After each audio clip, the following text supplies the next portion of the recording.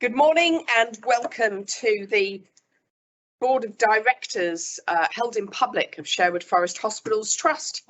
I'd like to start with any declarations of interest. We obviously have those which are already registered. If there's anything else, I'm not aware of those. Apologies for absence. We only have Andrew Rose Britton, one of our non-executive directors.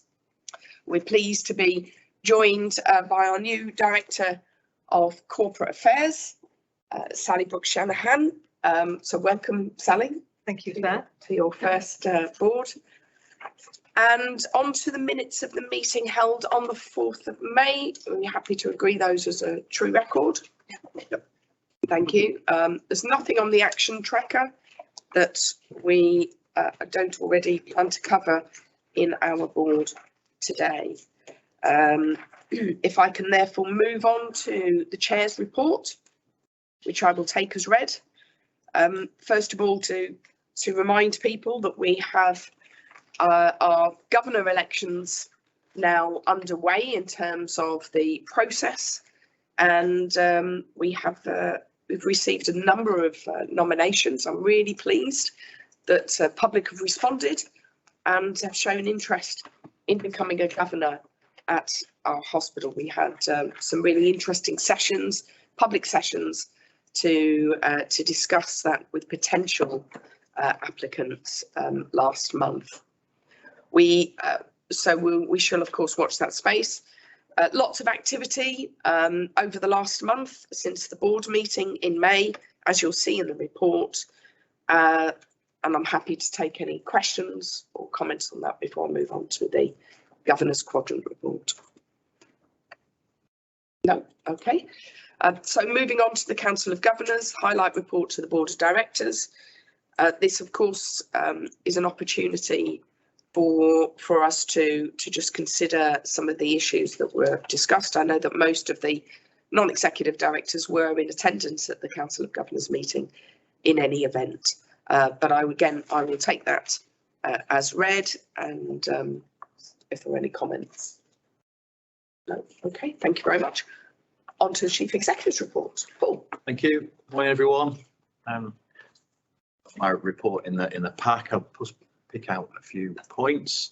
We've got high demand continuing through May, however, some of those winter challenges reduced with lower escalation levels up until the bank holiday weekend that we've just experienced, but lower escalation levels through the month of May, due in part to some improved discharges and a good partnership working on the patient discharges through the month, which gave us a much lower challenge in terms of escalation levels.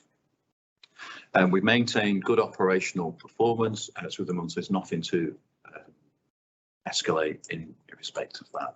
My report also notes the relocation of the Sherwood Community Unit to Mansfield Community Hospital. My thanks go to all colleagues who made the community unit happen and cared for our patients there over the past year.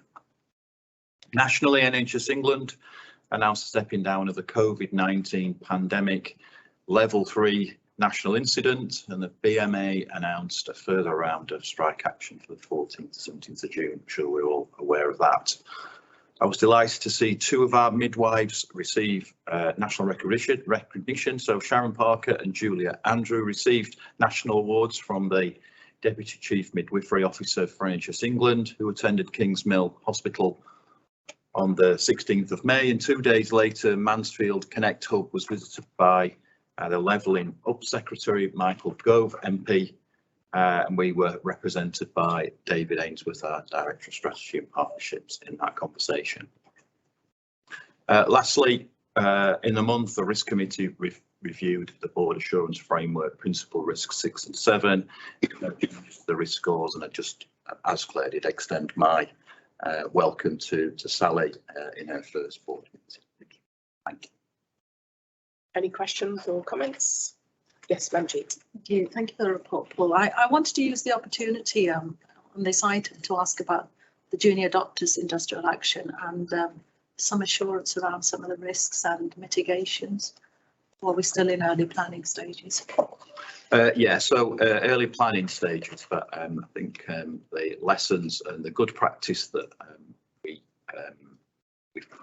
delivered, I guess, in the first 2 rounds of that will be taken on board. I know that Rob and Rachel will be able to give some greater detail if that's required. So we started our strike planning meetings. On Monday we'll do a sort of confirm and challenge on the detailed divisional plans, and that's the point at which we'll understand the level of coverage that we've got across the rotas. So the 2 previous strikes, as we've talked about here before, have actually gone well, and we've managed to cover, you know, pretty much every shift we've needed to. I think it's difficult to know until we get to that point whether we'll get the same response this time, because, you know, I think with each progressive strike we potentially might see slightly less take up. However, it's not holiday period this time, because if you remember the last time was in the middle of the Easter holidays, so that could work in our favour. So difficult to say at this point, but on Monday afternoon we should have a stock take of exactly where we are, and then we've got another week to sort of fine tune that and plan. So no major concerns flagged at this point, but as you say, early days. And you'll keep us updated closer to the date.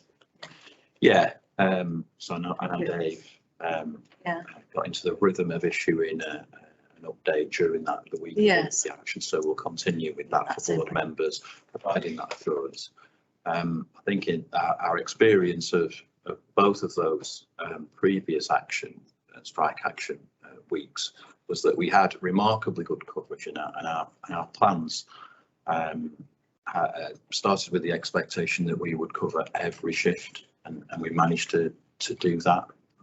And not all of our junior doctors took strike action, so, you know, so probably 85% did, but did get 15% who did present for their shift.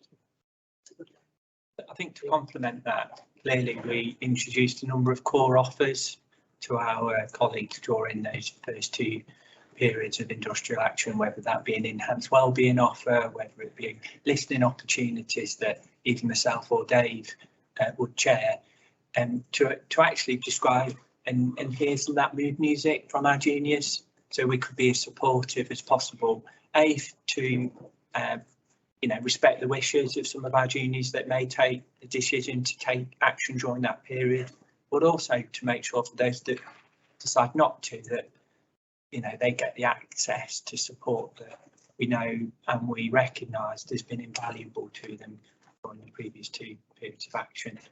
And I think it's also worth recognising this would be the 3rd period that we've gone through. We had lessons learned from period 1, lessons learned from period 2, and we'll take all of that into that to that planning that Rachel's described over the next few weeks. Okay, yes, Dave. So I think it's disappointing that we're having a 3rd period of industrial action. I think we all recognise that. I think we also recognise that the BMA is out to ballot its consultant workforce as well, and that clearly is a strength of feeling amongst the medical workforce that is being reflected in many of the social and national media. I think, as Rachel says, it's a positive that this isn't associated with the bank holiday, and it isn't associated with a traditional holiday period. So I would hope that, as Rob says, with all the lessons we've learned, that we are able to go into this period with even greater assurance than we previously have done. What I would just highlight, and I've said it I think at least twice before to board, is this is a massive undertaking for us as an organisation. It means that actually, in effect, the whole organisation focuses on this, and it takes 2 weeks of planning. It takes a week of strike, roughly, and then it takes a week to sort of recover.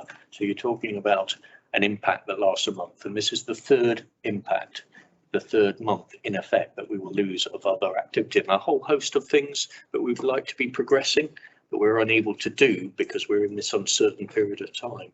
And we will almost certainly be talking about that further down the year when we go, well, we haven't advanced this, we haven't progressed this. It'll be why, and some of this we'll be playing back to this sort of time, saying, well, actually, if the uncertainty, the climate, and just the inability to progress these things at this time. So it is, notwithstanding the impact on our patients, notwithstanding the huge financial cost that this has to us as an organisation, it is also actually the forward facing impact. Yeah. I think it's just worth noting as well. I think in the last strike we took down about 1,000 outpatients on 60-day cases, so we can expect probably slightly smaller numbers because it's just a slightly shorter period or not, but you know there'll be a significant impact on our elective recovery. And I think also going back to Dave's point about the financial impact, I think we can expect that to increase because for us too, I think we're obviously quite reliant on goodwill. People are giving up SPA time initially in the understanding that they'll get that time back, but that's proving harder and harder to do. So people are more likely to request to be paid for it. Either way, there's a cost in there, but I think that direct cost of having to pay people to pick up those shifts is going to increase.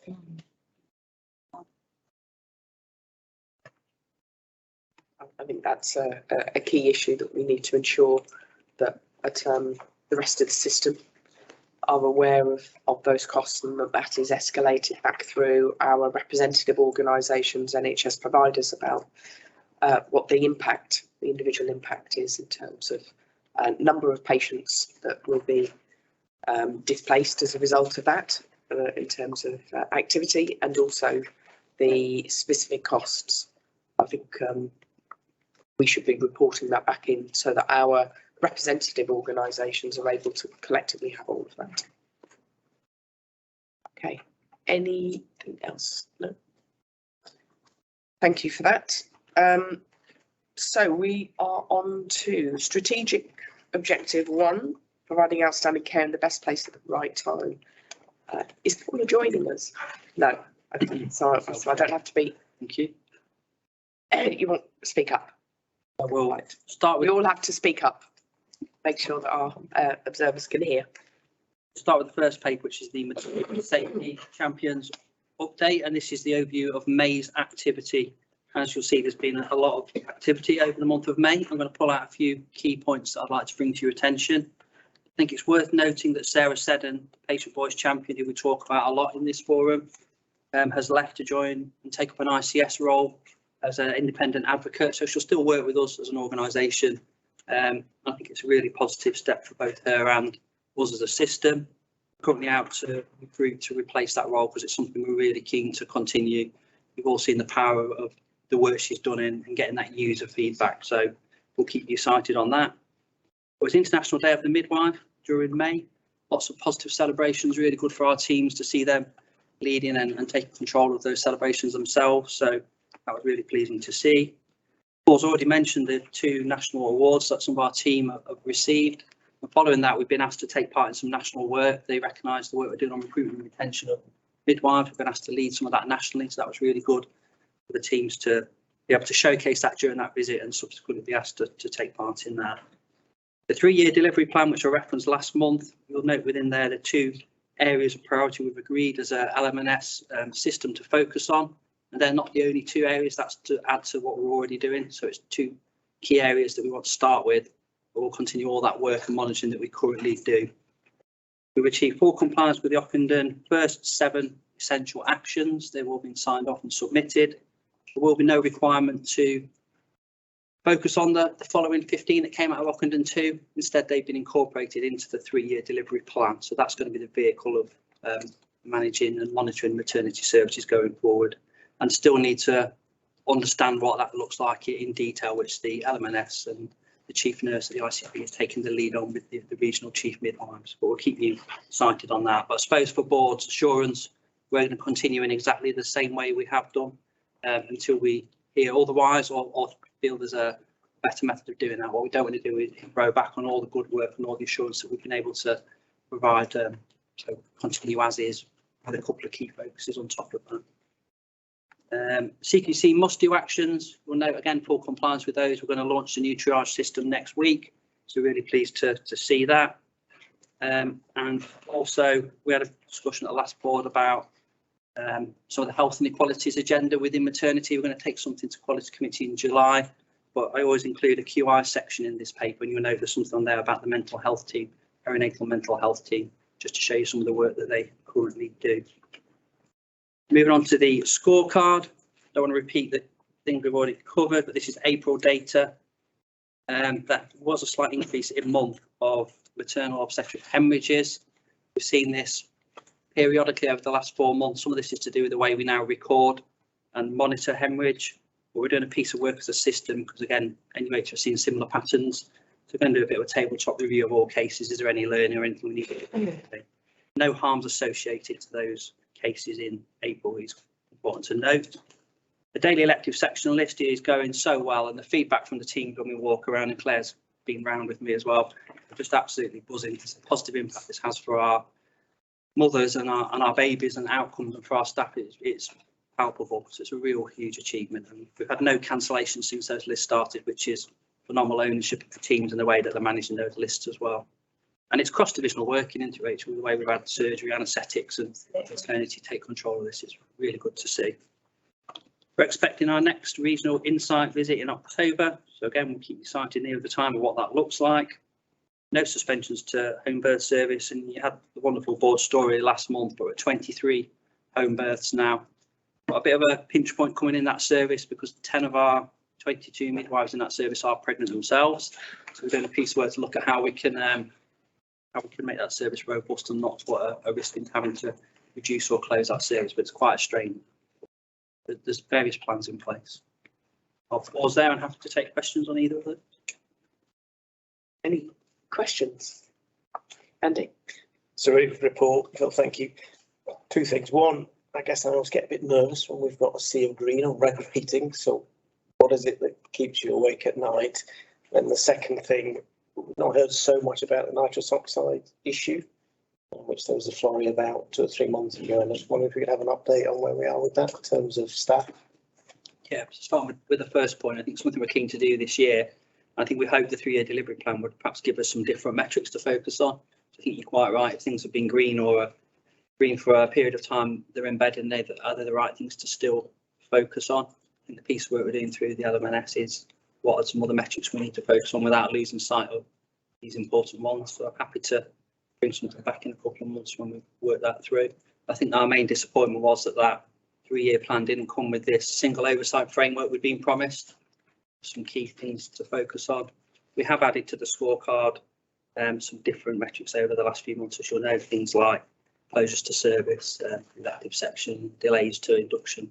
So I think it's about challenging ourselves and making sure we refine that on an ongoing basis. The nitrogen oxide alert, all organisations were written to.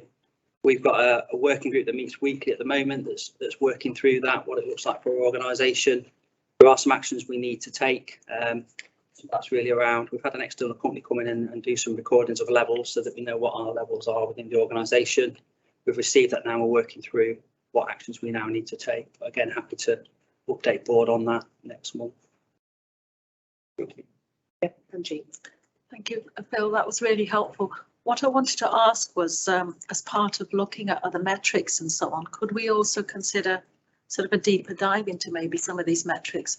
And what I mean by that is having the equality diversity agenda in terms of looking at the different, segmenting it and looking at the different groups. Yeah, the paper next month is going to include that. Okay. So we'll make sure, obviously, a member of the quality committee to make sure it's shared widely with all non-exec colleagues. But that's the piece where we agreed to take back through committee, chaired by Barbara in July.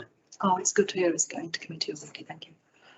Okay. And just on that point, we are part of a group that's supporting a fusion of ideas across the research community.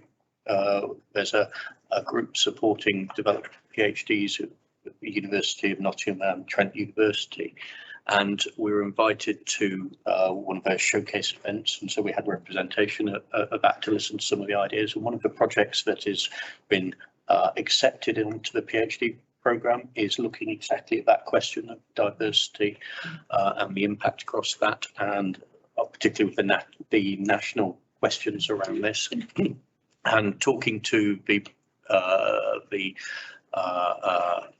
research fellows who are undertaking this, we've offered that they come and utilise our pool of patients to help aid to that research. And so that will take a period of time to plan out, but actually it's it also means that we're involved in helping to answer those questions from the more academic side of things. That's good too. If you look at outcome 2 that we're agreed to focus on through the next year, it's equity as the lens through which we view all areas of the LMNS, and the detail within that is about looking at our population and then looking at outcomes and experiences for different groups of our population. So as a system, we're really keen that's something. Okay. Thank you. Thanks, Phil.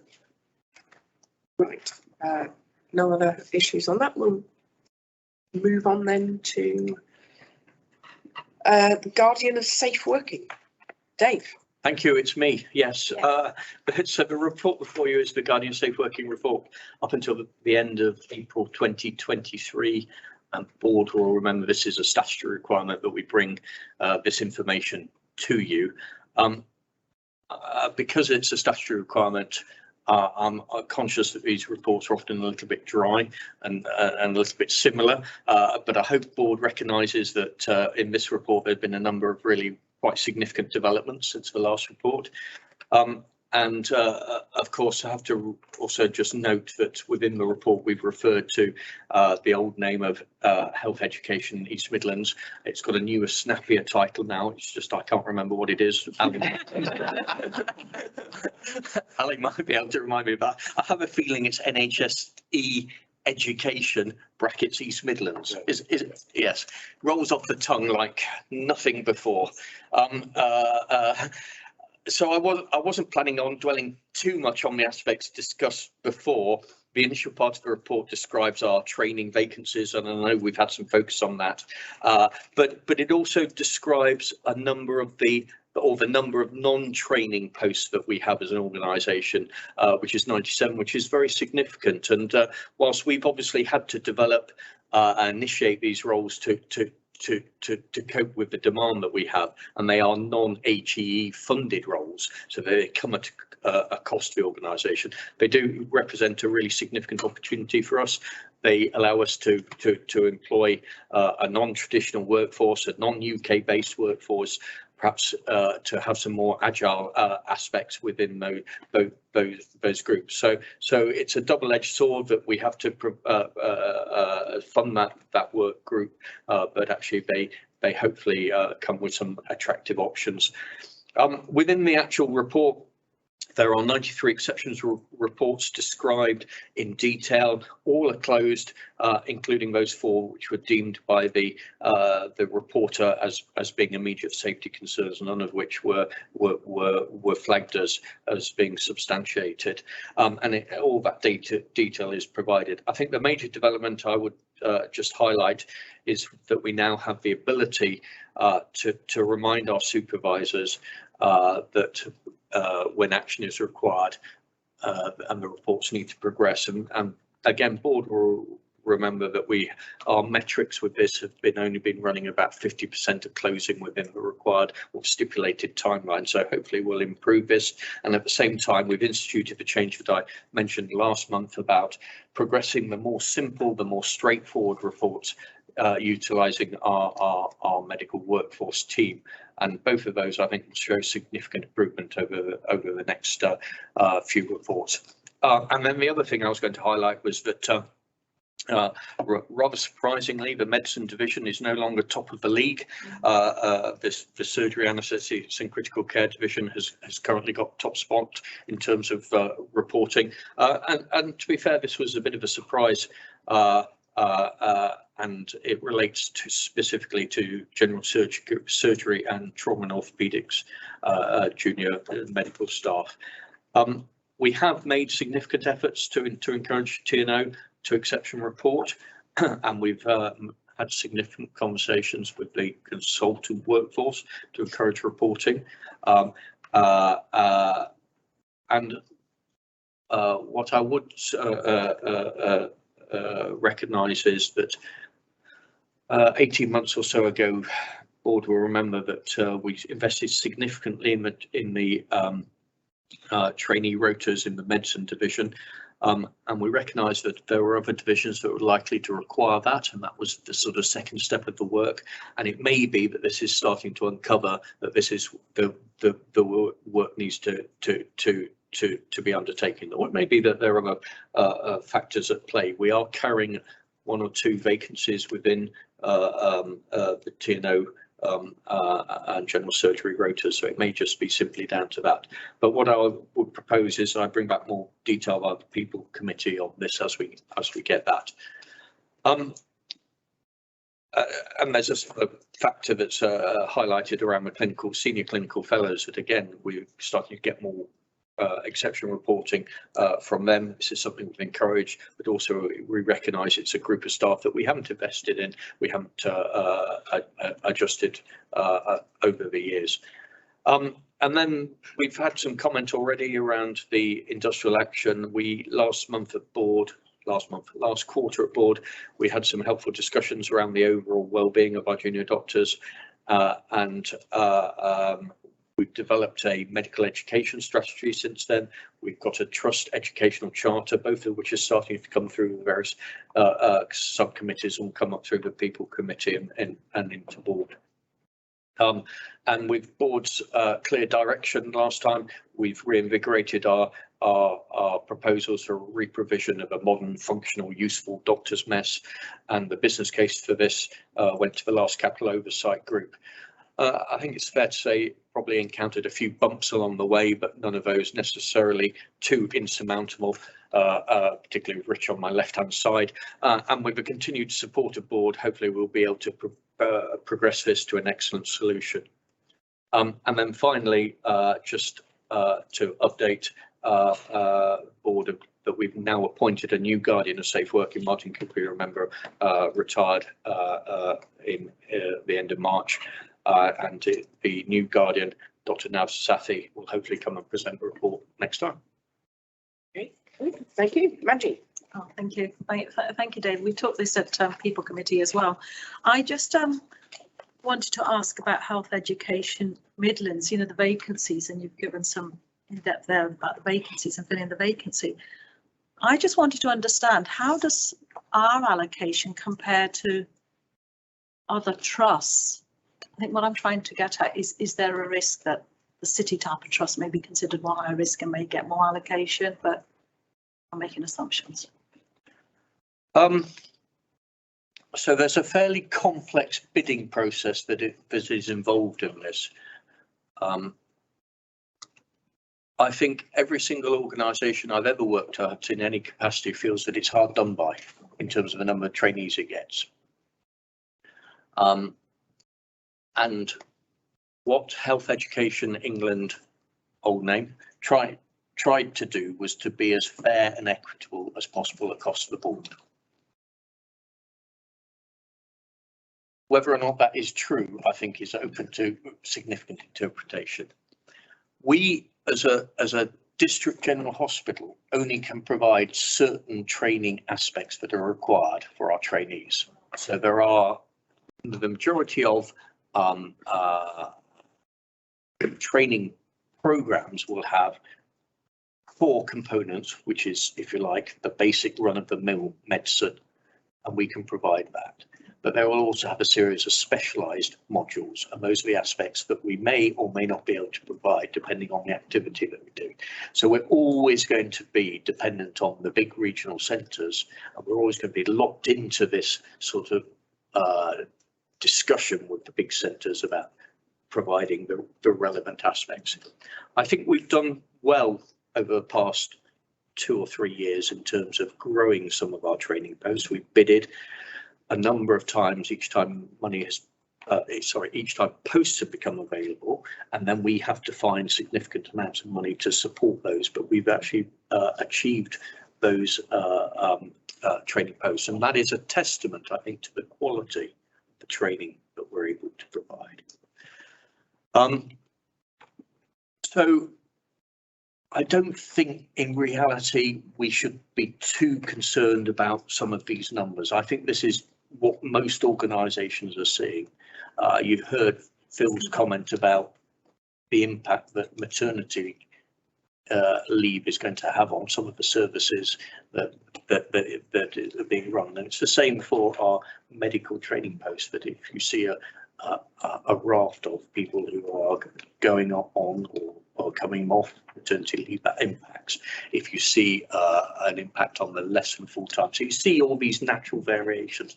So I don't think we should necessarily be too concerned about this. But what I think it is worth noting is that I suspect that we don't feed this into any of our other discussions when we're having conversations about why we're off track financially, because it does come at a cost to us when we carry these, because we have to fill these gaps with more expensive staff. And I'm not sure that is necessarily taken into consideration about the number of gaps that we're carrying. Ali and then Barbara. David, I just want to go to table 1. And I know you've said some of these are closed, but they're not closed in my mind yet. So yeah, it's not unusual for doctors to have to be flexible about when they finish, because that's the way medicine is. But what concerns me on 2 of those reports is that one doctor was dealing with a lot of patients at the end of a shift, and tired doctors make mistakes. So if they're expected to stay on, and I'm not concerned about the money. Yes, the doctor might have been given recompense for that extra time. Was there any follow-up that the doctor had made any mistakes in those 2 extra hours? Did anyone look at that? So I don't have that detail. I mean, we do triangulate all of our incidents and would capture that in terms of the staff who have specific questions when we take those through our investigation aspects in terms of what is the staffing, what is the impact, were there human factor implications. So if there were, I would expect those to come out. In terms of those specific things, I don't think I have an exact answer for you, but I can find that out. So it's just for the future, really. Yes, yes. Yeah, so I think it's quite an important area to look at. So, for example, if TTOs are done and they're incorrect, it affects people when they're in the community, and the GP will see that. So some triangulation on that would be helpful. And could you reassure me that training grade doctors feel able to escalate things to consultants? Because one of those reports suggests that that doctor, for whatever reason, didn't feel able to do that. Is that something that generally doctors in training understand they can do at any time, or is it something they're reluctant to do? I would say absolutely they recognise it is something that they can do. It's absolutely something that we reinforce at all of the induction meetings, at all of the feedback aspects. I think the impact of the industrial action has also reinforced that, because it's become almost the norm now. So I have no concerns about that. And the last thing is, it's really good to see exception reports going up in one sense, but is it reflected in surveys from doctors who find this is valuable and their voice is being heard? So I think one of the things that we've done more recently was to actually do some work around our junior doctor forums, and I still think there's work to do around that. I don't think they're functioning as best. Some of that is because there's no great time where you can put a group of doctors together. There's always people who are working, always people who want to go home, or whichever time of the day you try and have this. But one of the things that has become clear was that, and again, I raised this at a very recent clinical fellow meeting, was the importance of the exception reporting, the fact that this report comes to board, because they weren't getting sight of this report. So now we specifically table and take this report back to the junior doctor forums so they can see what the impact that their voice is having. Okay, and the last issue is around the doctor's mess. I think I've raised it on 3 occasions now, and I would really like a timeline for when that's going to be complete. And if it is funding, we discussed the possibility of using charitable funds for that. But I think it's so important to get that facility up and running before this winter. There are going to be considerable pressures. Morale in the medical profession is low, and it would just be something that would be helpful. I don't know if, were you at the last capital oversight group? No, it was last week, so I wasn't there. But I'll take that as an action. So what's the timeline? Like that. Oh, were you there, Steve? Yes, I was. Do you want to come in on this? Yeah. Yeah, thank you. Yeah, the outcome was that the capital oversight group were very supportive, and I think that's what the minutes will show. So I don't think that's a barrier, but there was a concern similarly raised of lack of knowing that there's a proper project structure to support it. That wasn't necessarily criticism, it was a lack of anyone in the room able to say that there was, you know, the right amount of project management and clarity of how it was going to be achieved. And you may be able to just say, yes, there was, but nobody in the room could say that. So I would say Capital Oversight Group isn't in the way of it, but just wants to have that assurance. And the timeline I've been asking for is by August. I think I've been quite aspirational with that, recognising that, but it's not, in my mind, it's not long after August, so it's certainly well before the winter that this should be deliverable, because the site that we've chosen needs relatively little structural change to deliver it, which is partly why we've asked for the preferred option. It might be helpful, I wonder, if Rob and I maybe took you on with one of the trainee doctor mess representatives, took you on a tour about where we are with that, and we can get Ben to come along from the estate side of things, and we'll set that up if that's. I'd appreciate it. Barbara. Thanks. So good to hear about progress being made on exception reporting and some of the mechanisms you've got in place. Really just asking about the educational supervisors, if the performance of their response to these exception reports, is that feeding into their professional appraisals? It feeds into their.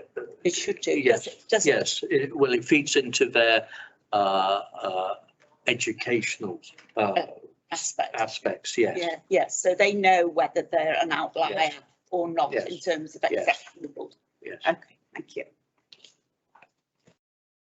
No other questions. Thank you very much. Thank you, Dave.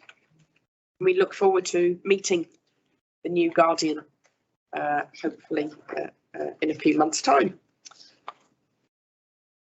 Equality and Diversity Annual Report. Thank you, Chair. Morning, board members. Morning, those in attendance also.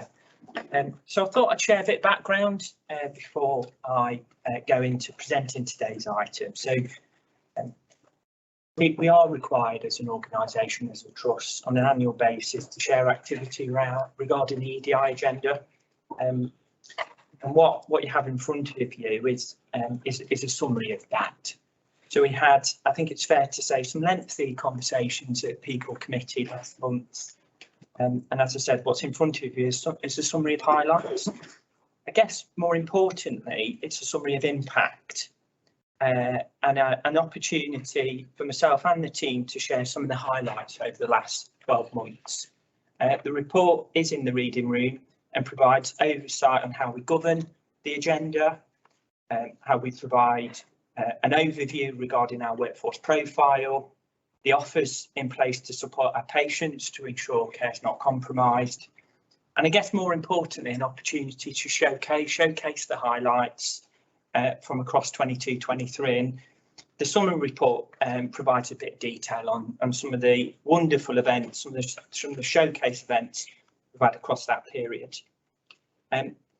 What we've clearly explored at People Committee, and I'll go into a bit of detail now, is we've had a further year of sustained improvement, clearly something that the committee demonstrate as an achievement. But equally, we recognise, and I recognise in particular, there's always more to be done. It's not about standing still, it's about building upon momentum. And the milestones of this will be linked to the people strategy, which we've got later in today's agenda. But a flavour of some of them is how we ensure our networks thrive. Again, we've got a story later today that brings some of that to life. Recognising the importance of the EDI agenda, particularly in regard to some of our leadership offer, reinforcing the principles of allyship that I know some of us in this room have signed up to, but also recognising how we listen to that community voice, so how we get that patient voice into the agenda over the next 12 months and beyond, and particularly recognising the diversity of our local community.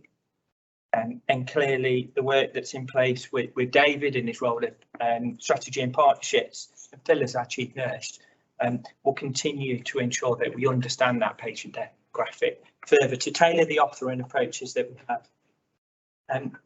So I'll pause there. I think it's an opportunity to build on the successes we've seen, but also a sense of realism that there's always more to be done.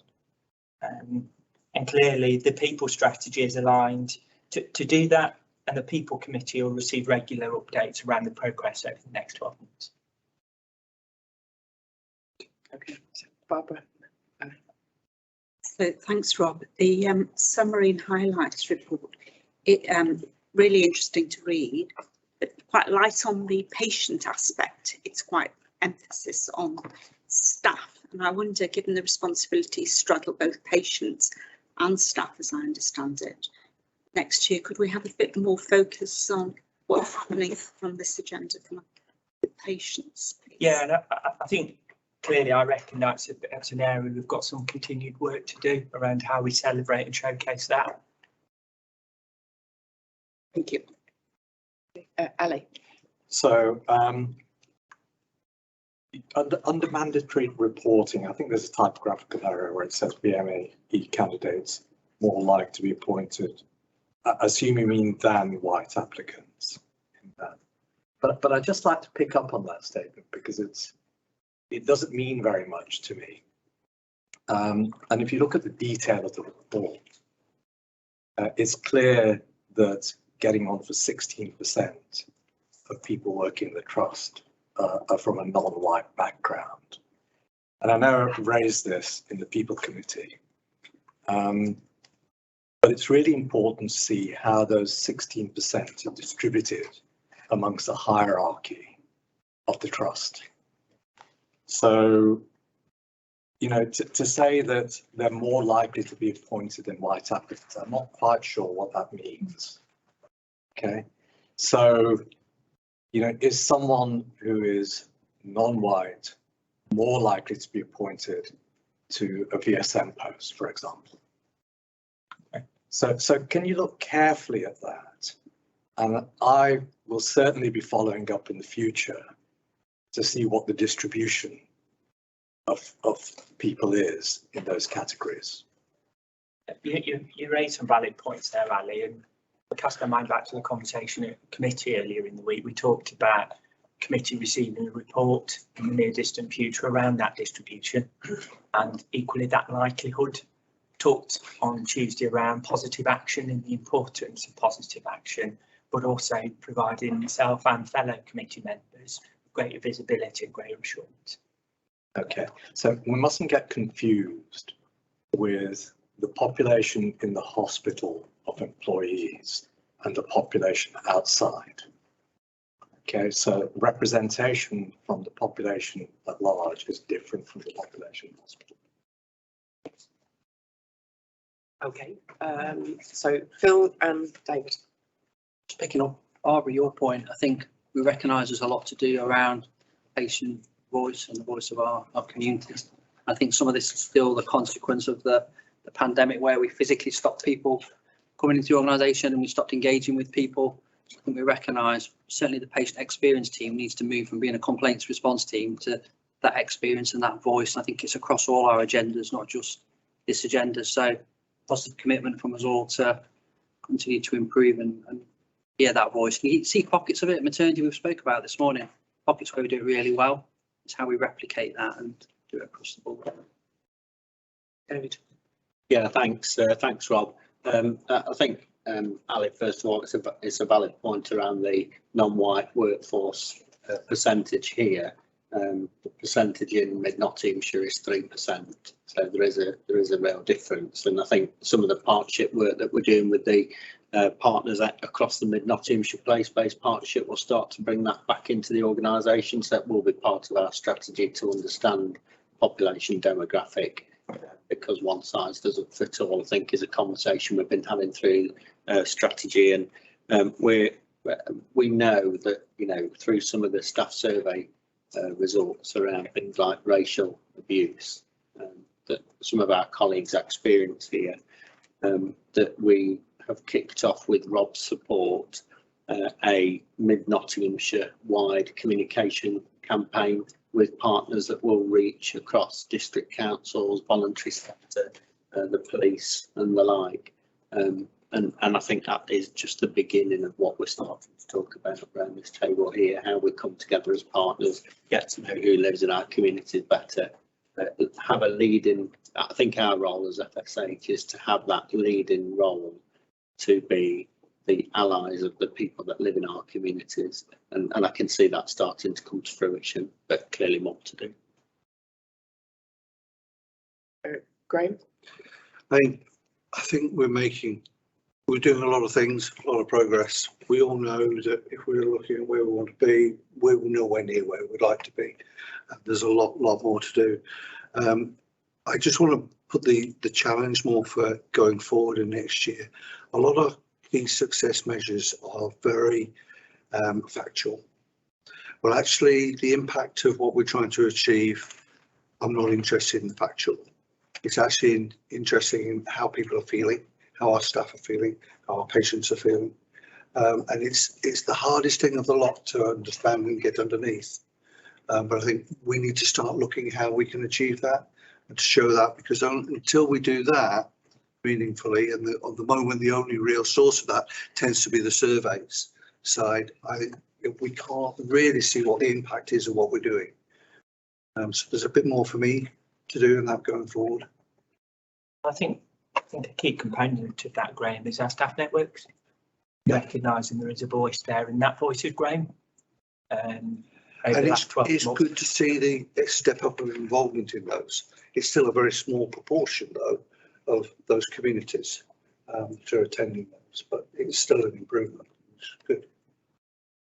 I'll reflect on that as well. We had a good conversation in the People Committee about how we could hear the voice of the people in those networks as a board and at different levels in the trust. And some of those ideas that we've taken forward. And I think that's also the sort of thing that helps to grow it. The more people are heard and react and people see the point, the more opportunity there is to increase that, I think. So hopefully I think we've agreed some ways forward that will also help that. That's a really point. Manjeet? Yes, I just wanted to use the opportunity to also say that the equality networks have been a significant improvement on where we were a year ago, both in terms of the governance, the structure, the support and engagement. So having those foundations in place, we've got, for example, the BAME Equality Network, we've got about 5 or 6 key leaders proactively engaged every session on what they're doing. And so, yeah, we need to do far more around the networks and that engagement, but it is a key foundation that's been achieved over the year. I think the other thing is the report, when we do decide to publish this, I think we need to share some of the other areas, the patient-facing areas. And whilst Phil, you mentioned there's a lot we need to do, there are things we've heard over the year. So, for example, the elective, the equalities, I can't remember the team you set up, Dave, around looking at all the elective list and the analysis and the work you did there. I think that was a major piece of work compared to some of the other trusts I'm aware of. And so we just need to share more of that patient-facing equalities work. Okay, yep. Andy? It's just a plea, really. I think the banding distribution that Ali mentioned is important, but that perhaps doesn't give us a visibility of the leadership structures. So I think the spread of our ethnicity across our distributed leadership network is probably quite an important thing to see, and I'm not sure I've seen that displayed in a way that's easy to see. Okay, thank you. Okay, Rob? Thank you. Thank you very much. we'll move on then to our staff story, and we've been joined by Debbie Kersley and Beth Hall, who are going to present the staff story on empowering our people to be the best that they can be. So thank you, Chair, and as mentioned, delighted to welcome Debbie and Beth, both of which have been instrumental in pulling together today's video, today's story. Today's story is how the strategic priority 3, empowering our people to be the best they can be, has been brought to life through our people. But more importantly, how our care values are a key component of our strategy, our approach. And let's not forget, you know, we've got thousands of people that are connected in our organisation at Sherwood, and I could probably spend all morning talking about lovely examples and connections I have on a daily basis. But the video actually brings some of that to life from different individuals, from different backgrounds and from different staff grades. So I'd be delighted to pass over to Debbie and Beth before today's story is played. Thank you, and thank you for inviting us to come along and talk to you today about empowering and supporting our people to be the best that we can be. A year ago, we launched a people strategy, a 3-year people strategy, and we've taken the opportunity, following changes in executive portfolios, etc., to review the achievements that have been made over the last year and to look at what do we want to drive forward over the next 2 years, the 2 remaining years of our people strategy. I'd love to be able to say here today that it's the people director that have delivered our achievements, but that's not the case. It's our people and our leaders that have delivered our outstanding achievements over the past year. Clearly, we've had a part to play in that. And we have had significant achievements over the last year in terms of our wellbeing agenda, which is key to supporting our people to deliver those services, and our EDI agenda, along with recruitment and other things. I could name so many. We are keen to and keen to continue to align to our national NHS people plan in terms of looking after our people, ensuring our people belong here at Sherwood and the NHS, growing for the future and new ways of working and delivering care. And that supports the Trust to achieve its overall strategy of healthier community and outstanding care. We've engaged widely with our clinical and non-clinical colleagues and our corporate and our divisional teams in terms of those achievements and what they want to achieve over the coming 2 years. And with that, we have developed a new revised, refreshed people strategy, which we hope will continue to support the organisation to deliver that outstanding care for our patients and to look after our people, which is key for us. So I'll pass over to Beth, who will provide you with some of her key reflections. Morning everyone, and thanks for having us again. So just first of all, wanted to say a big thank you to Laura and Jason and the comms team for making this video happen. So it was great to be part of it. I think on the day we captured so many colleagues, unfortunately we couldn't fit them all into a 5-minute video. So what we're going to do is we're going to create a second series of the videos, some short clips that we can use on social media, also orientation day, we can use things like that. So really it's just so we can get that far and wide. And it was really humbling to hear. These are our own words from colleagues, so it wasn't scripted at all. And really, really nice to meet some new faces across all of the sites. So yeah, that was my reflection really. And also just wanted to add for context, I was one of the people that filmed a slot.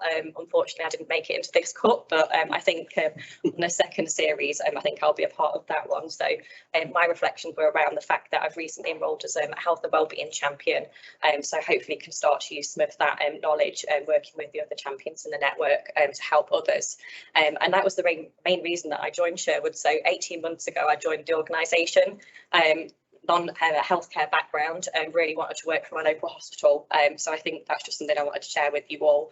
And hopefully, hopefully this video will show that anyone with the right work ethic and those care values could be a great asset to Sherwood. So I think on that note, I'll pass over to Caroline, if that's okay, and you can hear from others.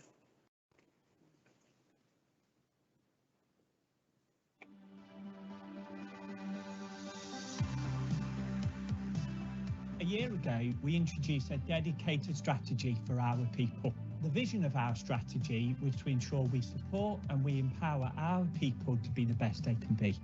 I'm delighted to talk to you today about the importance of our strategy and, more importantly, the importance it's had on our people. We've arranged for a number of people today to talk about how important this strategy is. The Trust Care values are important to me as they are the heart of everything we do daily. They are essential for being part of and leading a successful team. We always respect and involve each other in every decision that is made that will affect our patient care that's delivered. We always communicate and work together to deliver the best that we can be. So having built a whole new team in the past year, from a very selfish point of view, actually those care values are a really, really useful tool in being able to look at the individuals as they come through the door and say, actually, do they reflect the people who work here at Sherwood? Are they setting themselves up to provide the best possible care for our patients? We work in partnership at Sherwood Forest Hospitals to ensure that the Trust Care values are supported and embedded in everything we do as staff side leads. Through partnership working, we endeavour to assure that everyone within the Trust is treated fairly, with respect, dignity and inclusivity, and that is why they are so important to me. Health and wellbeing is really important to us at Sherwood Forest Hospitals. A recent example for me is a colleague of mine. Her workload, it was being affected personally and professionally in every part of her life. She contacted the VivUp team. They did a few sessions with her, and because of that, VivUp did a report to management, and management acted upon that almost immediately. And I've noticed a great difference in her personally, professionally, and her outlook on life, really. I've been here since 1997. I've just taken on a role as the Health and Wellbeing Champion, so I'm excited to start on that for the department. I work with a lovely team, we're like family, and that's what keeps me coming. A couple of weeks ago, I won the Outstanding Individual of the Year award for corporate admin in the 2023 World Admin Day Awards. It was a really nice surprise. 2 members of my team also received nominations, as well as some of our colleagues across our department, which was great. It was really amazing that so many of us could receive this recognition from our managers and colleagues. It helps us feel like we belong in the Trust. And as a part of being a Muslim doctor in the Trust, we have a large number of staff who practice Islam. And during the difficult time, even the COVID, the Trust has been really helpful. And we are one of the trusts which has been providing halal food for all the Muslim doctors since for the last 2 years. We were welcomed during the time of our Ramadan and Eid by our faith center staff, so I can't ask more than that. I was approached to apply for the apprenticeship in the Health and Safety Department as a way of learning and training whilst on the job, and it's been really nice to see that the Trust has supported my learning and development through the apprenticeship. So I started in 2021 as a vaccinator in the hub at the hospital, and we weren't too sure what was going to happen with the programme. So it was great that the opportunity for the apprenticeship came along, that I can learn and develop my career at Sherwood Forest Hospitals. Education is a passport to a better future. Attending the Clinical Leadership Development Program and the Windrush Leadership Program, which greatly assisted me in finding and using my voice and promoting a culture of inclusivity and equality for all. All of these trainings has been highly supported by my line manager and the Trust.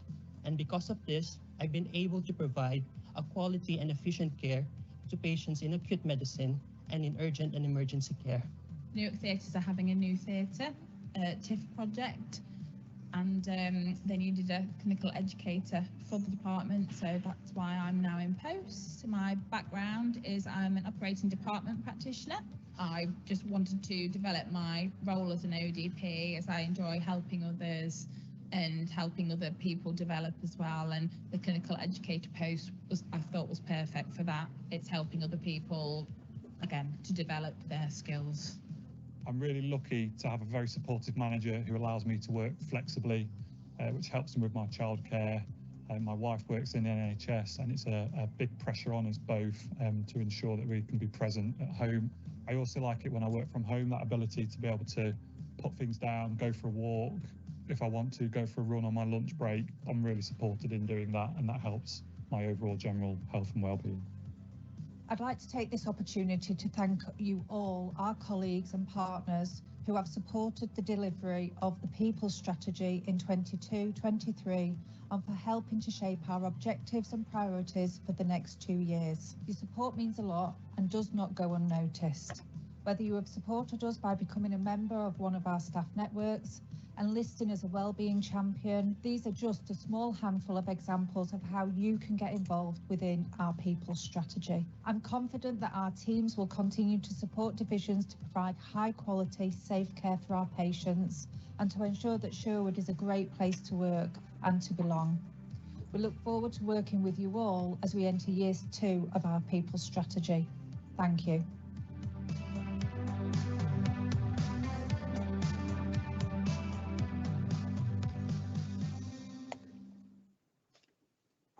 Excellent. Thank you. Thank you to all of the staff who took part in that and shared their own experiences. And it's great that you've got so much content that you couldn't get it into that because that in itself speaks volumes about how people feel. And we should never take it for granted what it's like to work at Sherwood Forest Hospitals. And we need to continue to work on that to make sure it is the best place to work. We know the staff surveys say that, we know our staff tell us, but we've always got more to do, more to learn to be able to keep at that level. So thank you very much for that. Colleagues, questions, comments? Manjeet. Can I just also add, we took this at the People Committee as well, and I think one of the biggest strengths in terms of culture, knowing you've got that culture, is how the champions have been embraced, whether they're maternity champions, whether they're well-being, freedom to speak up, the EDI networks and so on. And that really is empowering that whole concept of distributive leadership. You don't have to be in an official position of leadership to be able to do things, and having triangulated that by going to some of these groups, it really is strong, and seeing the overlap that they're not working in silos. So you've had that assurance of committees as well, but seeing that. So that's a real strength, and building on that strength. What I wanted to ask was, where would you want to be in 2 years' time in terms of 2 or 3 things that you'd want to achieve in terms of impact, going back to that impact word? So that's a great question, Manjeet, and clearly something I can give some initial thoughts to now, but it will be a key component of years 2 and 3 of the People Strategy. And I think the first area is sustainability. So we recognise some of the national challenges that are afoot at the moment. We've already touched on industrial action. It's around reinforcing that Sherwood is a great place to work, but more importantly, a great place to have a career. The stepping into the NHS events that we've run really successfully this year has been an opportunity to get local people from the local community in at Sherwood. So it's continuing that. So I think the first area would be wanting to see more of that throughout year 2 and actually demonstrating the impact that's had. I think the second area is starting to build on how we create and continue those opportunities within Sherwood. So some of that, I'll describe it as hidden talent that potentially is unknown. It's in a department that's an unsung hero, but actually how do we use things like the apprenticeship levy? I think the video that we saw from Ian, how there was some hidden talent in the vaccine programme on a fixed term contract that actually is now embarked on a career that potentially never envisioned. And it'll be a key component to the health and safety agenda going forward. So more examples and more stories like that, Manjeet, would be a second reflection. And I think the final one is recognising how we see continued progress in our staff survey. You know, it's 5 consecutive years we've been the best acute trust in the Midlands, and that's some bar. And I recognise that that's a key component of why I, and with support from Debbie, Beth and the wider team, have wanted to show the video today. Clearly some of this is my leadership, but actually I'm a big believer in distributed leadership, that ripple effect. You've heard me talk about many a time, Manjeet, and it's a massive component to that.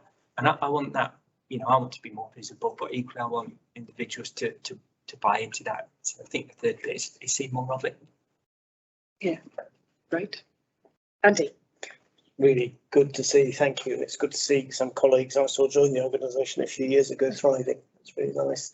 I suppose this is going to sound slightly odd, but if you've read the book, The Scout Mindset, you'll know where I'm coming from.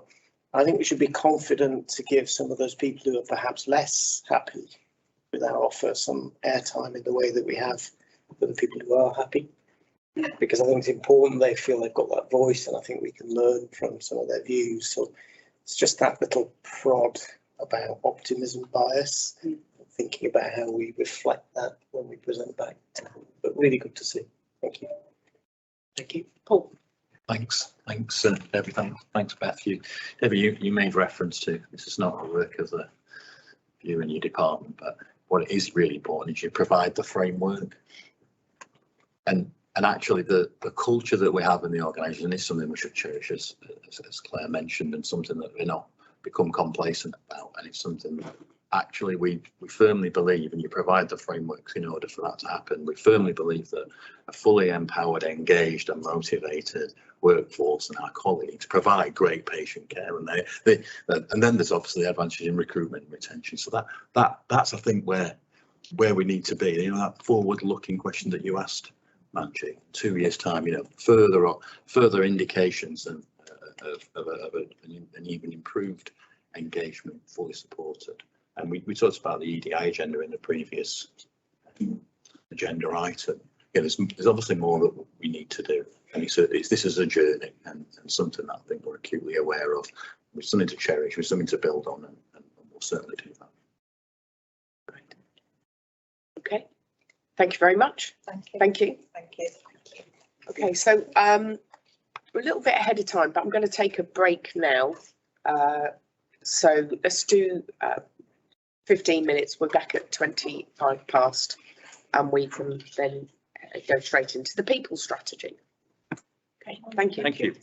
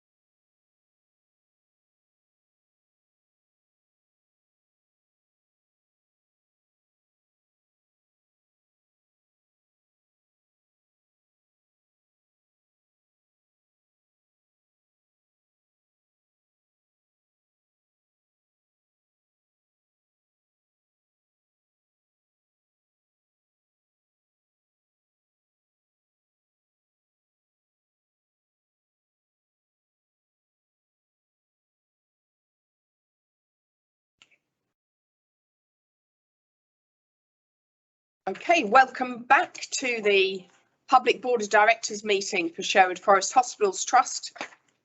And we're going to continue our discussions by having a discussion now on the report, the people strategy, and hand over now to Rob to take us through the people strategy.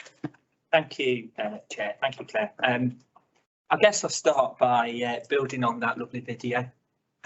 What I wanted that video to do is bring to life the people strategy.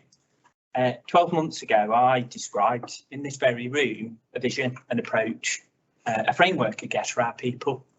How Sherwood would embrace some of that national people agenda, but localise it with a narrative that would be understood, embedded, and I guess spread. So today marks year one. There's a couple of slides in the pack, and in the reading room there's the more lengthy document. That summary slide describes some of the impact, some of the outcomes and output of the strategy over the past 12 months, around how our people have embraced what the strategy is all about. You know, we often talk about strategy being a document that creates dust. What I'm hopeful I'm trying to demonstrate here is it being brought to life over the last 12 months, and how there's a vision that I have around that continuing over the next 2 and 3 years. And I think it's noticeable that some of the achievements that we've seen across those 12 months are those foundations, should I say. Incredibly proud around some of those Step Into the NHS events that have been run. The development of staff networks that we've already described, some recruitment into perhaps where we've seen sometimes historical challenges, and you know, it'd be remiss of me not to mention the success of the National Staff Survey across those 12 months, and I could go on, but I'll summarise a few points before opening up for reflections, comments. This has all been done to support our people, and that's a big bit about me, my leadership style around supporting others. The document 18 months ago so was written against the backdrop of what we knew then. I think it's fair to say the last 12 months have been unprecedented. Already talked today about industrial action. It was written at the time where this organisation had not seen industrial action on the scale it has done. So today, what's in front of you is a strategy that's been reset for years 2 and year 3. It's been co-created with our people. It's been there's been conversations with some of our partners about how this programme of work can truly support our people to be the best they can be, with clear, focused actions and measured outcomes that's aligned to our single oversight framework. I suppose what I'm describing is this is a document, it's an enabling tool to contribute towards our wider trust strategy, particularly making reference to strategic priority 3, but also a mechanism for managing principal risk 3 on the BAF, and how that can be managed and mitigated. And as I said, the wider documents in the reading room, and committee members from the People Committee had an opportunity to discuss and explore this last month. I think it was fair to say, Manjeet, Steve, it was received with some real positivity. So I'm ambitious in what I want to achieve. I hope the documents that you've got in front of you describe that. But there's always a sense of realism. There's always more to be done. And what I've tried to craft with creative leadership from Debbie, who heard earlier, but also co-created with our people, a framework. And I think Paul summed it up very nicely before the break. This isn't just a document that people directorate own, this is a document our people own. Thank you, Rob. Thank you very much for that. Okay, let's open up for any questions, comments. Barbara. Thanks, Rob. So first of all, I think this is just a typo, but on page 56 of the pack, it talks about key success measures for 22-23. I'm guessing that's just an error. We're talking about going forward, looking forward 23-24. Yes, apologies. Yeah, no, that's fine. So, I mean, I certainly get a sense of the direction of travel from the strategy and what you've presented here today. I'm less clear, if I'm honest, about the articulation of clarity around the sort of impact that this will have. Many of the success measures there are what I would describe as performance indicators, telling us about processes, activity. So it'd be good to hear a bit about, you know, what's the actual sort of 3 years from now, what's the impact all this is going to have? Yeah, you make some valid points there, Barbara. I think it's fair to say a conversation we'd probably have every people committee about how we can continue to build on some of that impact. I describe it as a journey that we've been on. Clearly, there are indicators out there that we use to measure success, staff survey being a noticeable platform to do so. The bit I'm particularly keen on is getting voice into some of the agenda. So you've heard some voices today. I think Andy's point earlier was a very valid one. We can always build on kind of positive messages. It's sometimes the voices we don't hear and how we take that forward in relation to building upon some of that impact, some of that vision. What is difficult, Barbara, is some of that changing landscape that we operate within. You know, I've already talked today about industrial action. We didn't necessarily forecast some of that when we originally wrote the strategy or started that strategy conversation 18 months ago. So I'd be more than happy to start to continue some of that dialogue you've described through the People Committee, through the quarterly updates that the committee will receive over the next 12 months. Thank you. Any other comments? Manjeet?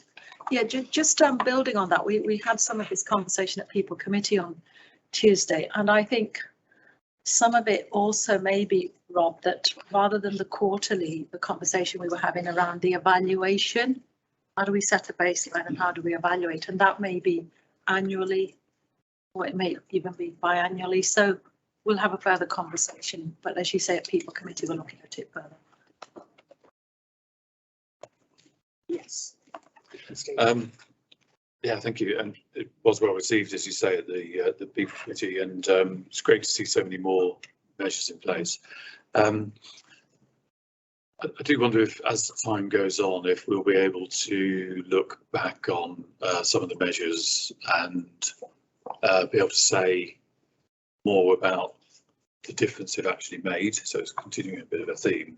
But if I was to use, for example, it's great to know that we'll have 16 trauma management practitioners in place. How many people will they have helped, or what percentage of people will they have helped? How do we evidence some of the impacts as we, your journey of continual improvement? I think those would be next stages as well. There's an awful lot of good things in there. Thanks, Stephen. I think there is something about the maturity of the strategy. It works through years 2 and 3, and the point you've illustrated is a valid one. That trim practitioner is something we've not got in the organisation at the moment. So the first step is introducing that. I think the second bit is then monitoring and evaluating the impact of what those roles will introduce. Any other comments? Are we happy to approve this? Because that's what it's here before us to do today. It's had some pretty rigorous discussions through People Committee, and if the board are happy to approve that. Thank you very much. Thank you, Rob. And we look forward to even more progress for staff. Board assurance framework. Thank you. So board assurance framework is here for review. The current version now incorporates changes that were agreed at a board workshop that took place back in April, and also following reviews by relevant board subcommittees and the risk committee over the last month.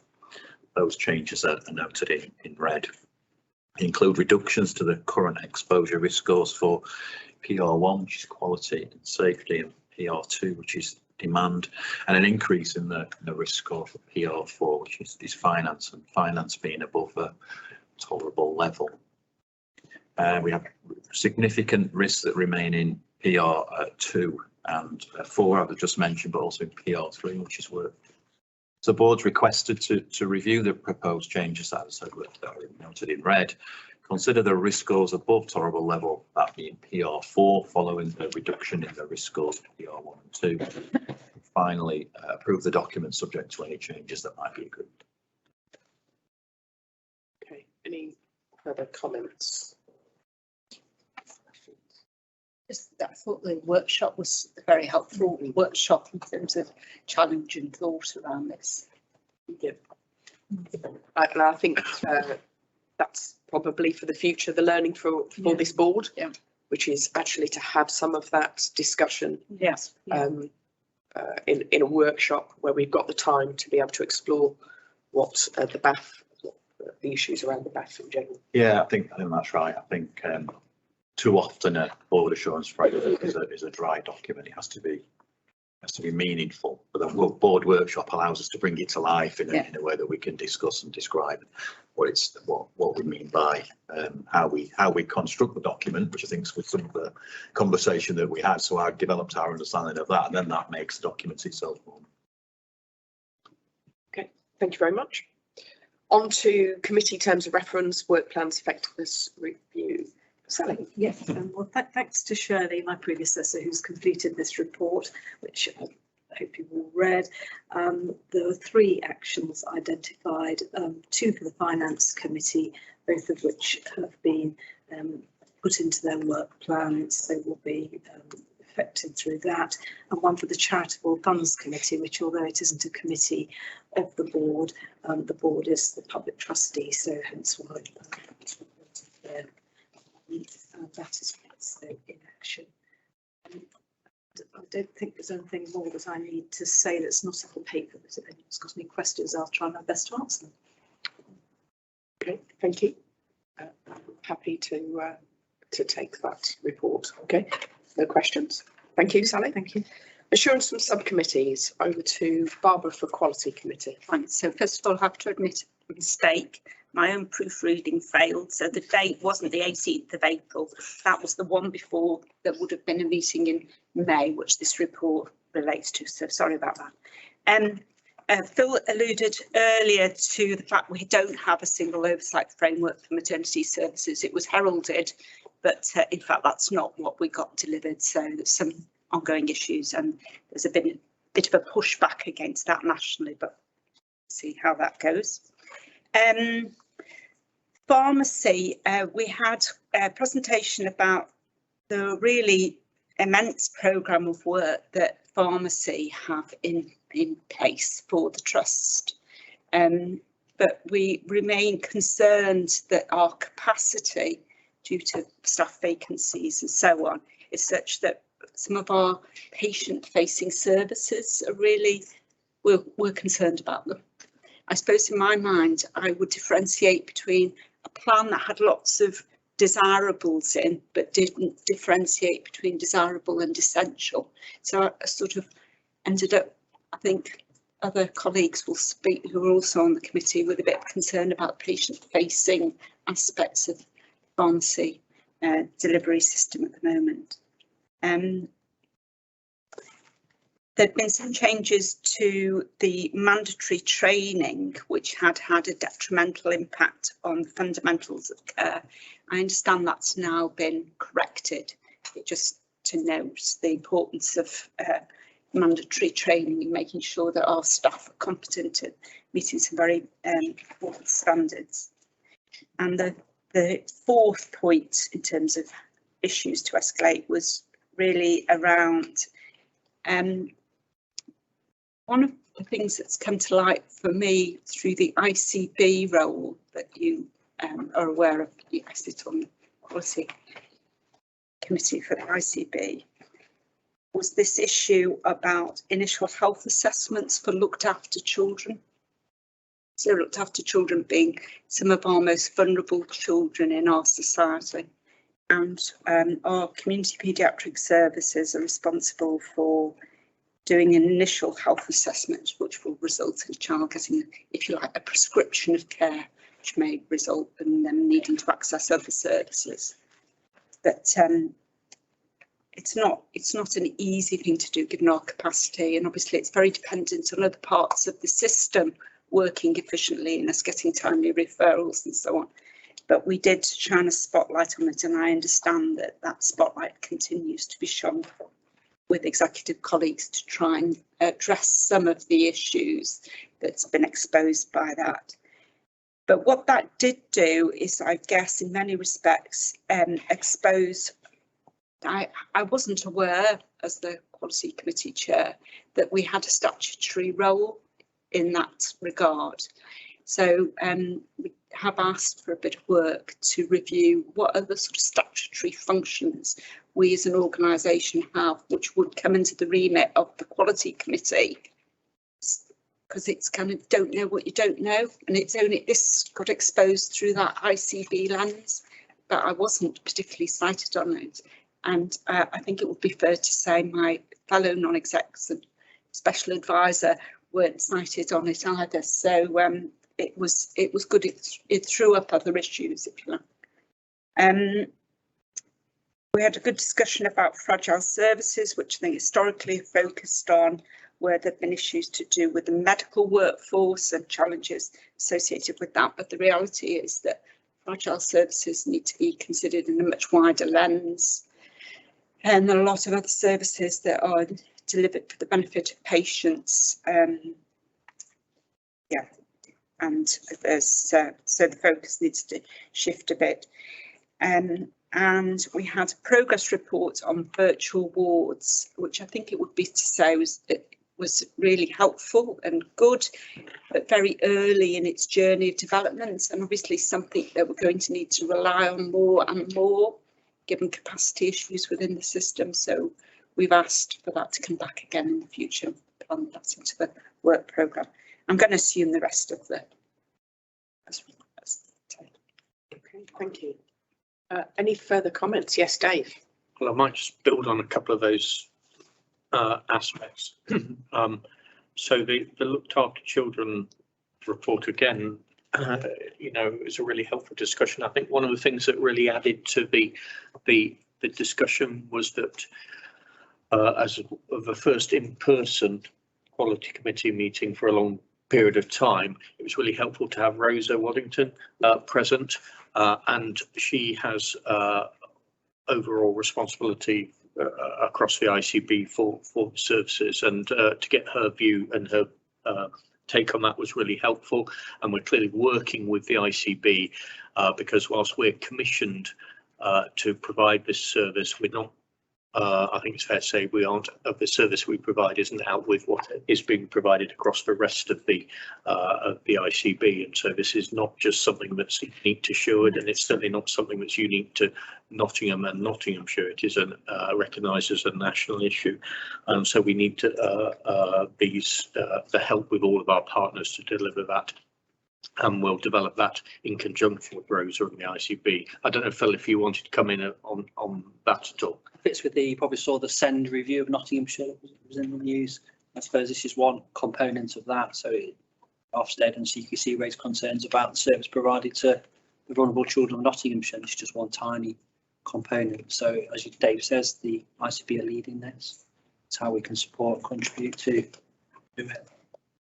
And then the only other thing I was going to highlight was in terms of the pharmacy discussion. So we have a significant pharmacy transformation programme in terms of the future pharmacy project, which is about delivering our services in a much more patient focused way. And a key aspect with our pharmacy provision at the moment is our recruitment and retention of our pharmacists. And there's a whole myriad of reasons for that. Many of the people around this table will be aware of the exact reasons for that, but there is certainly whilst the future direction I think is very clear, there's an absolute focus that now Rachel, Phil and I have in terms of the here and now, maintaining the operational performance that we have in the meantime, and we've taken that on board. Useful. And would be certainly helpful at some point if we can, maybe if the board even has some sight over what that pharmacy plan is in terms of the impact on TTOs, again, because this is one of the issues that we know impacts directly to patients, and patients' feedback, the delays in being discharged and actually getting out of the door on time. So some of those issues, it would probably be good to surface and look at in a little bit more detail in due course at the public board. Yes, Steve. Thanks. Could I just ask Barbara a bit more about the statutory responsibilities? We'll all be doing safeguarding training as part of our mandatory training, but do you know, are there responsibilities on us as a board to be more fully aware of our safeguarding strategy and approach, and or should we? Because in some organisations, so if you were a governor in a school, everybody's responsible, yeah, sure, with me on a board, yeah, for safeguarding, and I don't know if the same applies to us, and if so, should we as a board at some point engage with the safeguarding team, or is that fine in quality? Should receive board safeguarding training, so it's probably something we can look at in board development work plan when that last was. If people haven't had that, that's something we do the online, sure, but that's different, is it? Yeah, well, No, we've done it as a board as well in the past. Maybe that's due again. It's only a year, but yeah. And we'll have a look at that. And we did have a discussion actually at the committee about this, you know, this particular issue about the initial health assessments, and was it a performance issue, or was it safeguarding, or was it both? Because they're the most, you know, they're our most vulnerable children in our society. So came to the conclusion that it was both the performance issue and a safeguarding. So we asked for this to be included in future. We get an annual report on safeguarding coming to the quality committee, so making sure that it's picked up and included as part of that going forward. Okay, thank you. Paul? Just in addition to the statutory roles and responsibilities discussion, maybe there's something that we can just spend a little bit of time in a board workshop, making transparent, so not just the specifics that we described, you know, all those roles, and, you know, work with Sally to bring that. We can have a discussion also about something that Rob and I were talking about being transparent, reporting to the remuneration committee. We can do that in a board workshop around the executive responsibilities as well, being clear about portfolios and where each one of those organisational responsibilities, statutory requirements fits within executive portfolio. Okay, thank you very much. Thank you on the quality committee. Now to people, culture and improvement. Thank you, Reggie. You've heard about a lot of the assurances we received on Tuesday, large part of today's agenda. But what a particular, and we can take the report as read, what I particularly wanted to focus on two areas was, one was the violence and aggression agenda, some very positive influence, and that focus and additional management controls and so on over the year has seen some of that impact through staff surveys and other forms of assurance. But what we asked for was further visibility and assurance on the learning from the incidents, some of the incidents, and what some of the learning is and how that's translated. And a very, very long agenda. We struggled to sort of achieve it within 3 hours. And you can see from the positive assurances provided, the length of subjects, it goes on to 3 pages, you know, which we looked at. One of the things I wanted to say was a key focus on the triangulation and reassurance, and that was part of the committee effectiveness and community maturity discussion as well.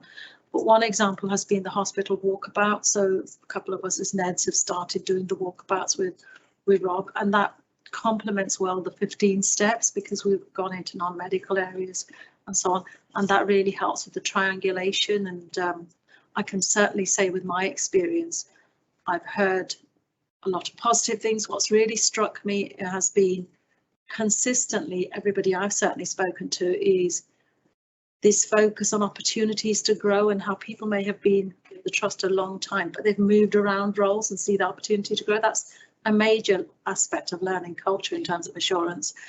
But the second was equally people feeling comfortable speaking up and talking about issues. And one of the things, not surprisingly, coming out was wanting to have more visibility at Newark, and we also talked about, you know, the Mansfield Hospital as well. So you know, as always, it's about that visibility in our other places as well. And just like communication, it can never be enough, can it?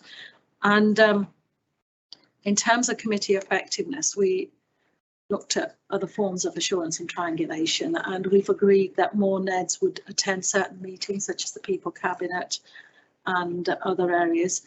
We've also said, as part of our work cycle, we now need to focus more on improvement. I'll just say a little bit more on that and the principal risk 5, because that's inconclusive assurance, and we're looking at more sort of visibility on some of the areas there.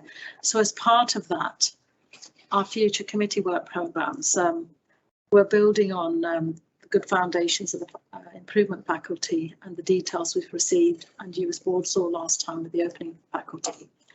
And what we've asked for the next committee is 3 particular areas on improvement. One was more visibility and detail of the particular programmes of work. We saw the work programme, but the programmes of work. The second was about how do we incentivise an improvement culture. So really looking at the improvement culture, what are the approaches and mechanisms for incentivising an improvement culture. And then finally, and I would say most importantly, was the patient and service user involvement, but particularly a focus on what is our trust level of understanding on the words involvement, experience, voice and so on. What is that level of understanding? How do we understand that culturally in terms of a baseline? And then what is our approach to developing that and the organisational development approach? So we'll be looking at that in ongoing work programmes. Thank you. Thank you very much. Questions, comments? Are the other committee members want to add anything? Yeah. Okay.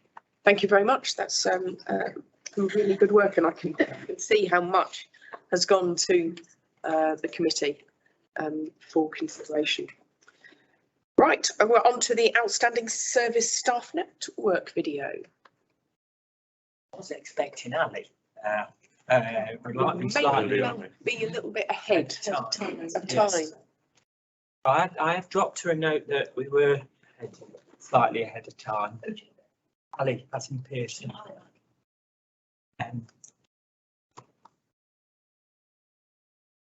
Let's give it a moment then, and we'll just move on to do the communications to the wider organisation while we're seeing if Ali is available to join us.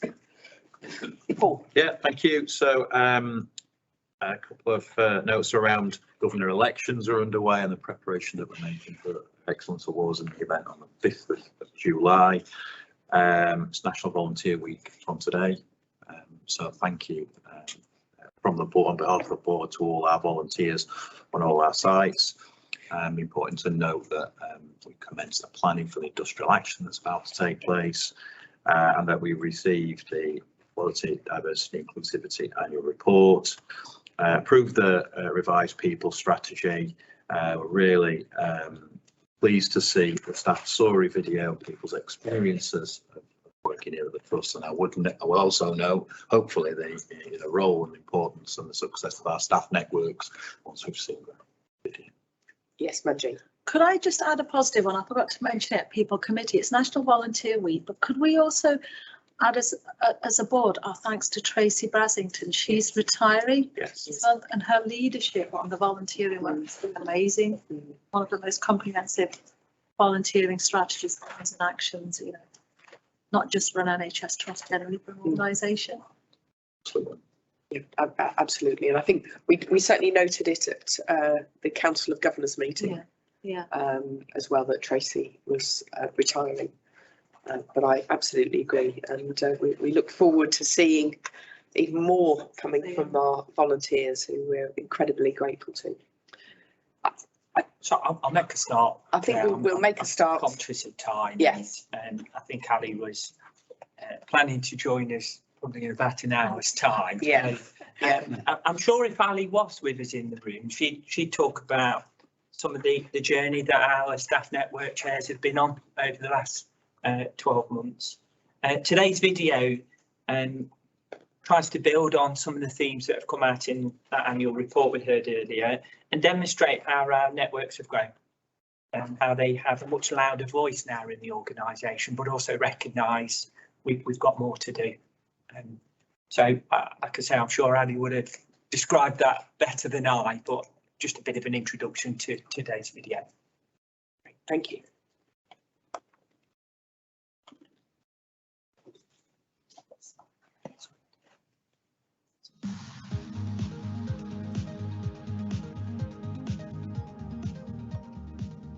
Our networks are so important here at Sherwood Forest. We have 5 networks in total that cover a variety of minority groups here at Sherwood. And these networks are essential to give these colleagues the safe spaces they need to voice concerns they might have that they're experiencing at work.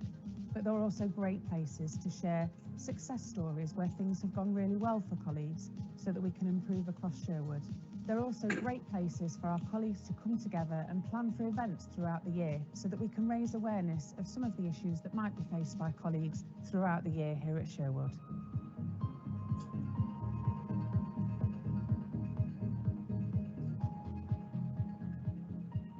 One in 3 NHS employees are unpaid carers. We don't often recognise that we're actually an unpaid carer because it's what we do and we want the best for them. But here at Sherwood Forest, that's why the network's here, to support you in recognising you're an unpaid carer, but what support do you need? So please join the network, whether you're a carer or just passionate about supporting carers.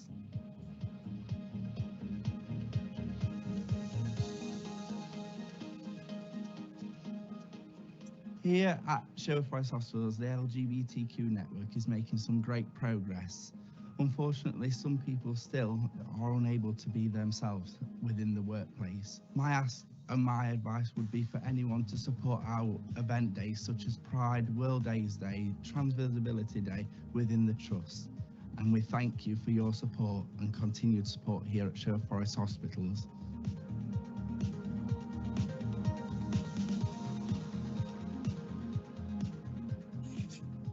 The importance of the network is to be inclusive in a diverse workforce within the organisation.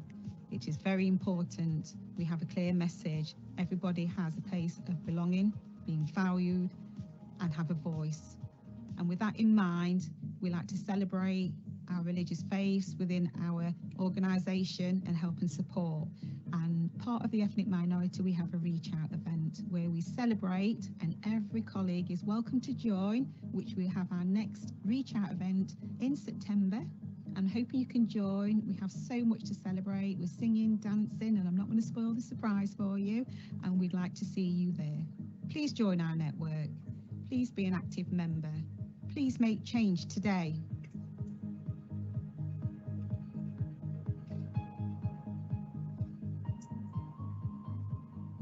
We're a very new staff network, but we are growing and we're very enthusiastic about finding ways to improve working at Sherwood Forest for all. We meet on a bi-monthly basis and we share good news and best practice. We also look for ways that we can join together with other networks, and then we encourage allyship.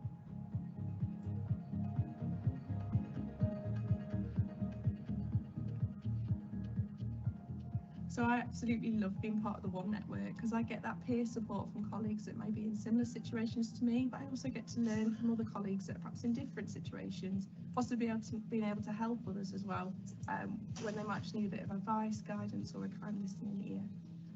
As a group, we also get an opportunity to influence what happens for other colleagues in the organisation.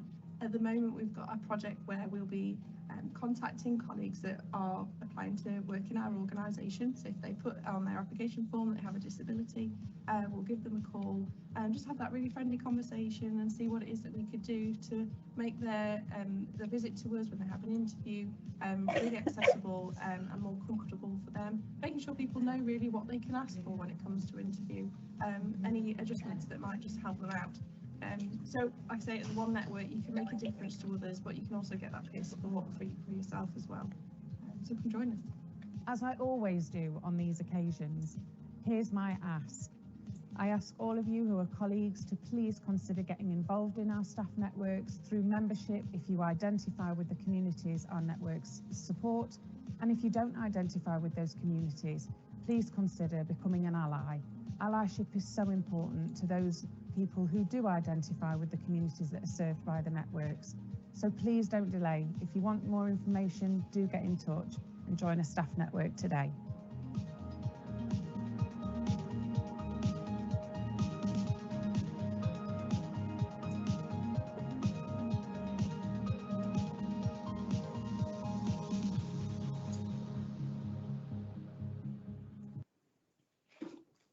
That's excellent, and thank you for holding it on that slide. Give us all an opportunity to read the achievements. Now, I know that Ali is on her way to join us and give us an opportunity to just talk about some of the things that we've seen in the video today.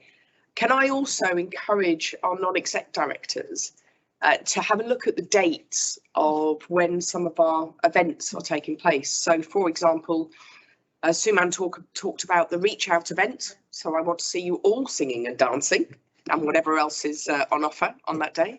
So if you can make the event in September. We also do our Pride event in the following month. So although this month is 1st of June, isn't it, is Pride month, actually we normally do our Pride walk in July. So again, it's another opportunity for board members and non-execs to try and get the date in the diary, and a number of other activities that I'm sure are available through our networks. I have to say I met with a number of the networks a few months ago, slightly losing track of time, probably was towards the autumn of last year, as they were starting to rebuild and to reinvigorate the networks. And it's fantastic to see how much progress they have made in terms of increasing the numbers, the visibility, getting involved.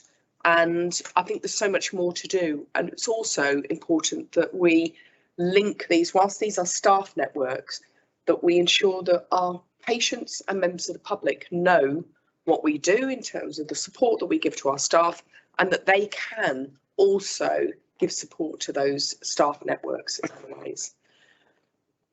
Right, Rob, is there anything else? So perhaps just a couple of bits, and clearly I'm stalling for a bit of time. So I think Claire, you really the importance of staff networks, and some of the celebration events are key components of that. What I will do, Sally, is make sure you're aware of them, so board members can have those days in your diary. I'd be delighted for you to participate and be involved. I think the other bit in all of this, and Ali talks with such passion, with such enthusiasm about this agenda. It's around, as the nicest way possible, bottling some of that up and spreading that, which I hope the video has demonstrated. That's what we're trying to achieve. Yes, Paul. Yeah, thanks for that. Probably got a bit of Ali's script now. So in terms of encouraging more colleagues to get involved and raising awareness, it was Staff Networks Day on Wednesday the 10th of May, and there was a whole week-long opportunity in the KTC here, down at Mansfield and across at Newark hospitals for staff network chairs and leads to engage with our colleagues. I know there was over 100 new people signing up to get engaged and involved in the networks through that, so that was really good. And what I've done is I've asked the 5 staff network leads to represent the trust at an NHS birthday, 75th birthday event at Westminster Abbey on the 5th of July. So I've invited each one of the network leads to represent the trust on those days, and they've been really excited in taking the invitation. Wonderful. Okay. I think we might want to leave it, and perhaps an opportunity for Ali to connect with board members during lunch, perhaps. Yes. Okay, that's absolutely fine. That's a good idea. Okay. Thank you for that. Right, we've done the communications to wider organisations. Any other business? I'm not been made aware of any. No other business. I'll declare the meeting closed, and then we've got Ali here, but I think we'll still do that as a discussion after.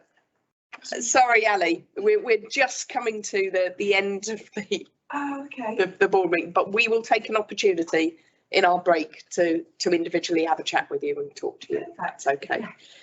Okay, so I'm not aware of any questions externally from members of the public, but we do have 3 governors with us today, and perhaps. I think we'll move So perhaps I can ask you if you have anything. Can I just remind you that governors are So we're committed to the networks as well. Can we have that on one of our training sessions? Absolutely. Well, yes. We'd be delighted to. And you want to come singing and dancing as well? Absolutely. Great. Good, good. You're letting yourself in. Not quite well. Who knows? Who knows? Kevin, I can't come. No, nothing. Okay. So thank you very much for that. I'm therefore going to move the resolution to close the session of the meeting this morning in accordance with section 1 part 2 of the Public Bodies Admissions to Meetings Act 1960. Members of the board are invited to resolve that representatives of the press and other members of the public be excluded from the remainder of this meeting, having regard to the confidential nature of the business to be transacted, publicity on which would be prejudicial to the public interest. It is just coming up to 10 past 11. Can I therefore suggest that we take a 20-minute break? That's a good opportunity then to talk to Ali as well informally, and then we'll come back and we'll start our private board. Thank you very much. Thank you.